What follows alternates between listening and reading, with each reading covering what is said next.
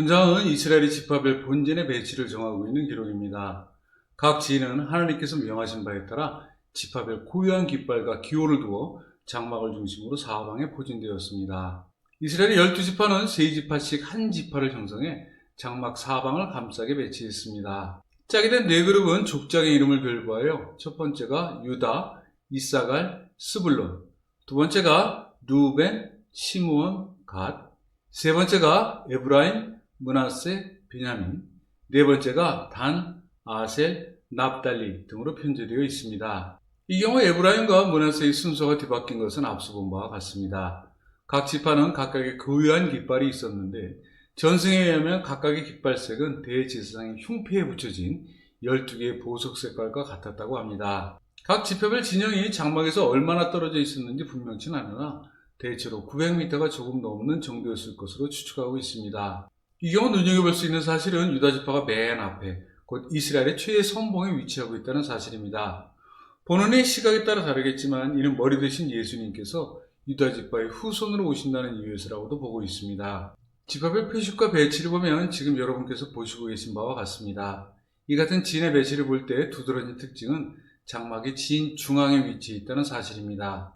인구의 수가 있기 전까지 장막은 진영 밖에 있었으나 이제는 이스라엘 한 중심에 장막이 위치하게 되었습니다.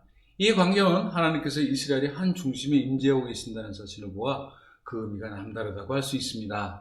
한편 진영의 중심에 위치한 레위지파 또한 진군시에 일정한 순서가 있었습니다. 제사장그룹은 장막 동쪽에 진을 쳤고 고앗 자손은 다음으로 남쪽에 진을 쳤습니다. 그들은 거룩한 성물을 운반하는 역할을 수행했습니다.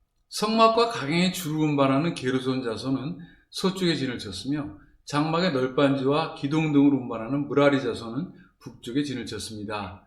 여기서 모세와 아론은 고앗 자손이었습니다.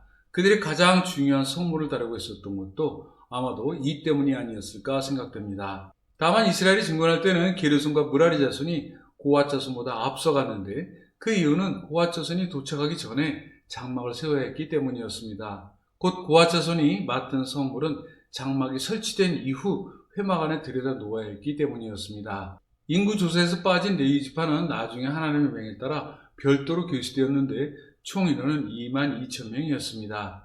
이 경우 인구는 1개월 이상 된 남자였고 그 중에 8천여 명이 장막에서 봉사하게 됩니다. 하나님께서는 이스라엘의 장로로서 그들을 특별히 대우하셨습니다. 그 이유는 무리바에서 벌어진 이스라엘의 금송아지 사건 때 레위인이 하나님 곁에서 떠나지 않고 있었기 때문이었습니다. 여기서 바로 볼 사안은 레위인의 수 22,000명이 게르손, 고핫, 므라리 자손을 합친 숫자 22,300명과는 차이가 있다는 점입니다.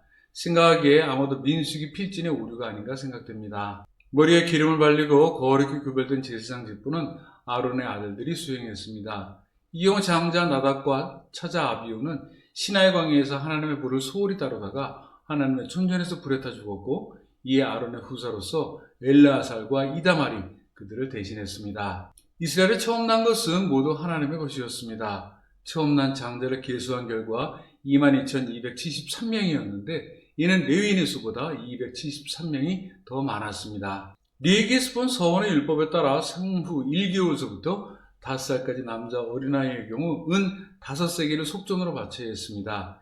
이는 환산하면 은 11.4g이며 현재 시세로 11,000원 정도에 해당하고 당시 가치는 숙련공의 한 달 급료에 해당합니다. 레위인은 하나님의 것이라는 말씀에 따라 장자를 레위의 것으로 취해 바친 결과였습니다.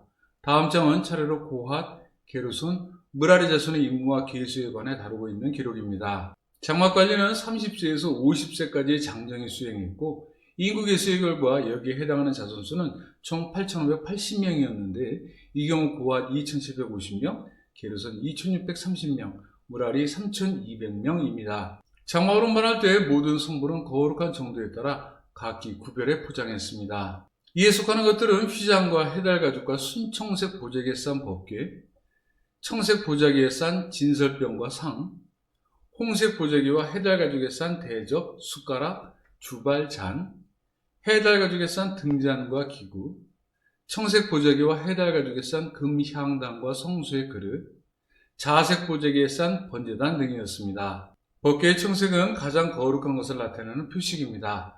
그 청색은 하나님께서 거하고 계신 하늘의 색일 뿐만 아니라 하나님의 임재를 나타내는 색이기도 했습니다. 모세와 아론과 그 아들들 그리고 이스라엘의 장로들이 본 하나님 발 아래의 모습은 청옥을 편듯하고 하늘같이 청명했다는 기록이 이를 여실히 잘 나타내 보이고 있습니다. 그렇지만 고핫 자손들은 모든 성물을 싸거나 풀지 못했고 또 이를 볼 수도 없었습니다. 왜냐하면 이는 오로지 대제사장 아론과 그의 아들들만이 볼 수 있었기 때문입니다. 포장된 모든 성물은 봉으로 꿰어 어깨에 메고 운반했습니다. 한편 게르손과 므라리 자손은 제사장의 감독과 지휘 아래 그들이 맡은 장막 기구들을 직접 포장했으나 고핫 자손처럼 어깨에 메고 운반하진 않고 수레에 실어 운반했습니다. 게르손의 경우 수레 2대, 므라리의 경우 수레 4대가 필요했습니다. 이 경우 므라리 자손이 맡은 것들은 수가 다양하고 소품이 많아 이를 효율적으로 관리하기 위해 각 사람을 특별히 지정해 관리 운반토록 했습니다. 이와 같이 이스라엘은 그들의 한 중심에 장막을 두었습니다. 그들의 삶의 목적과 이유가 여기에 있었습니다. 하나님께서 그들과 늘 함께하고 계신다는 사실을 장막을 통해 매일같이 시시때때로 바로 새길 수 있었던 것입니다. 지금 보면 복잡하고 모든 행사가 답답한 모습으로 비춰질지도 모르겠으나 그들을 서민으로 택하셔서 감싸고 계시는 하나님의 사랑을 생각할 때 이러한 형식과 의례는 일상의 모습 그 자체였다고 보아 그다지 무리는 없을 것 같습니다. 사람은 본래 남으로부터 구속받거나 억압당하는 것을 싫어합니다. 그 강도가 지나치게 되면 때로는 저항하기도 하고 심한 경우에는 생명을 걸고 이에 맞서 대항하기도 합니다.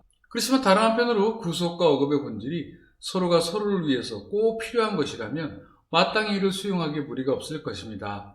이를테면 법과 도덕이 그러한 것이라 생각합니다. 그렇다면 이 경우 구속과 억압은 서로가 서로를 존중하고 필요로 할 때 최소한의 것을 묶어두기 위한 동아줄일 수 있을 것입니다. 말이 구속과 억압이라서 그렇지 이것을 존중과 배려로 보아 서로가 서로를 위해 마땅히 지켜야 할 것이라고 생각한다면 모름지기 구속과 억압은 매한가지로 배려가 될 수 있을 것입니다. 본편에서 보여주고 있는 이스라엘의 지인과 장막 그리고 인구개수와 그들에게 맡겨진 각자의 임무 등은 온전히 하나님과 동포를 향한 서로의 존중과 배려에 그 핵심을 두었다고 생각합니다.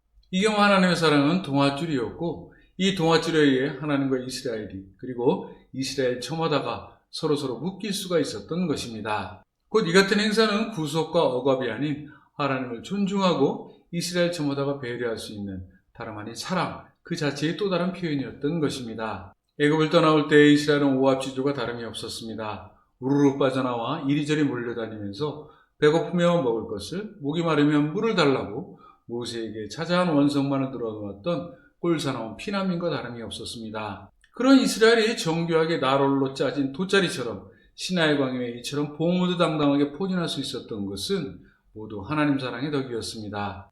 이에 이스라엘은 하나님께 마라에서 원망만을 늘어놓고 무리바에서 하나님의 존재를 시험하며 시내산에서 금송아지를 찬양한 등의 죄로부터 떠나 그들 한가운데 그들 마음의 한 중심에 하나님을 모셔두었던 것입니다. 지금까지 민수기의 기록은 인명과 숫자가 어느 곳보다 많아 한편으로 보기에 딱딱하고도 몸이 건조했을 것이라고도 생각됩니다. 그렇지만 여기에서도 우리가 바로 보아야 할 귀한 것들이 많습니다. 하나님 중심으로 모든 생활을 재편하려고 했던 이스라엘, 가나안에 이르기 위해 모든 것들을 체계적으로 준비케 하셨던 하나님의 보호하심, 이스라엘을 하나님의 장막에 가두시고 눈동자와 같이 보호하시고자 했던 하나님의 배려, 저마다의 처한 환경 따라 이스라엘의 구성원으로서 혼연일체가 되고자 했던 동족의식 등이 그것입니다. 지금의 우리에게 덧붙일 수 있는 신앙적 시사점으로서 그때 장막은 어찌 보면 지금의 교회에 해당한다고 볼 수 있습니다. 그렇다면 장막을 다루고 성물을 목숨과도 같이 다루었던 그때 이스라엘의 모습과도 같이 지금 우리도 이처럼 교회를 목숨처럼 다루고 있을까요? 생각해 볼 일입니다. 하나님이 임재하고 계시는 장막, 그리스도의 몸으로서 교회가 매한가지 속성을 가지고 있다고 할 때 우리가 생각하고 다루고 있는 교회의 모습은 어떠할까요? 함부로 성물을 다루거나 장막에 접근하거나 이에 관련된 규례를 어겼을 경우 이스라엘은 죽음을 면치 못했습니다. 지금의 교회가 장막이라면 그 무엇도 그리스도의 몸으로 보아 경건하게 또한 목숨과도 같이 소중하게 다루고 또 지켜야 할 것입니다.